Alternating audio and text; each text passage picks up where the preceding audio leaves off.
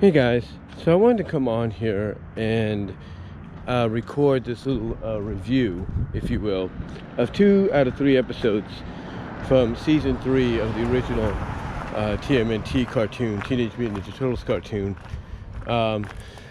And this season was the last season, or at least on its own, was the last season that the show would be seen in syndication.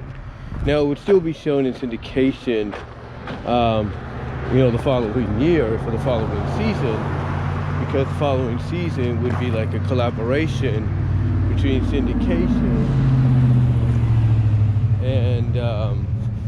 and CBS, because the following season, season 4 that is, also aired on CBS. That is the season and the network, which it aired, that we got the episode Raphael Meets His Match, which introduces to Mona Lisa. Anyway, the episodes I want to talk about here are the Big Break-In and the Big Blowout.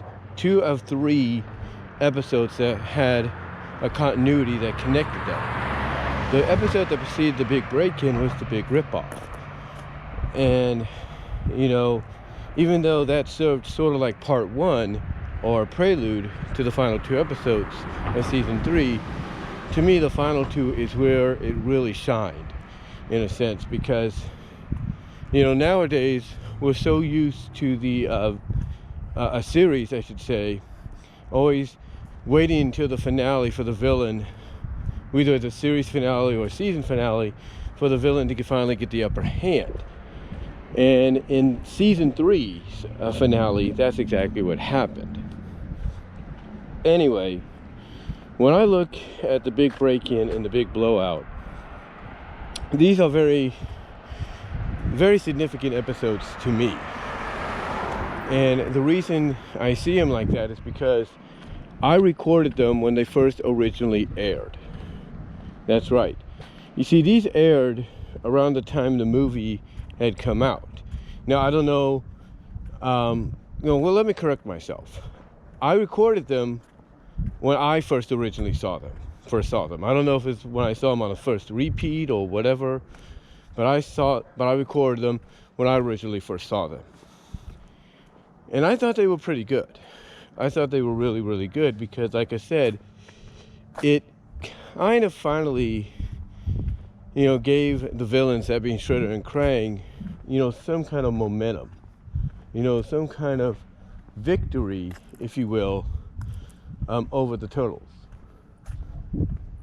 And like I said, it was done in such a way that if season 3 originally was meant to be the final season of the show, then it definitely was built to go off without a hitch.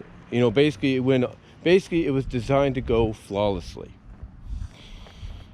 I mean the fact that you have the villains almost a step ahead at times to make sure certain things are taken care of, or that they always have something in mind as to how they're going to get the ultimate victory. I mean, we see in the third episode, the third of the 3-parter, Big Blowout, we see what Krang's plan has been this whole time, was trying to get the Technodrome up and running again. And that plan is to create an ultimate super dimensional portal to take the entire planet into Dimension X. And that's kind of cool, because if I remember correctly, you saw hints of something like that being, thrown out there, like little clues, but you didn't know exactly what it was leading up to or building towards.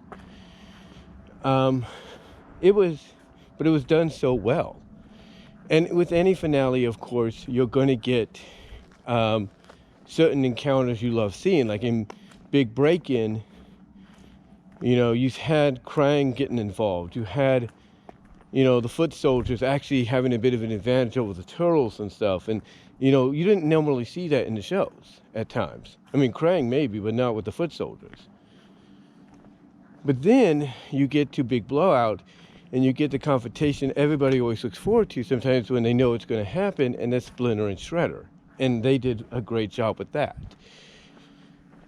Overall, these these 2 episodes out of the final 3 of season 3 were just a chef's kiss, if you will, when it comes to, you know, kind of building things up and making them feel like, you know, this could be it. This could be the finale. This could be the coup de grace, if you will.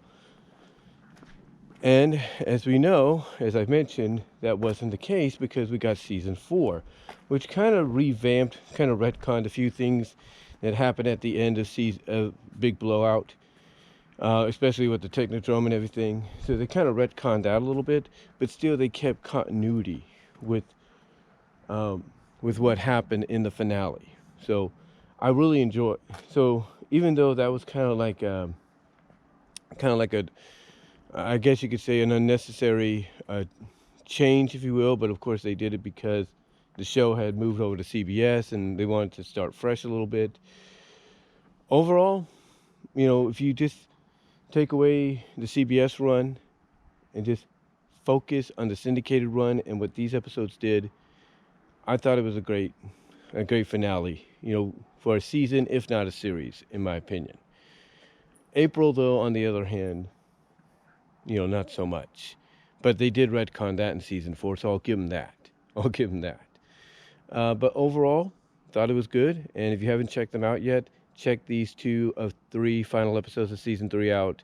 You will enjoy them. And you will probably agree that if you just take away the finale or take away the continuation in the following seasons on CBS and syndication, these served as the perfect, you know, finale for the show, if not just for a season, but for a series, period.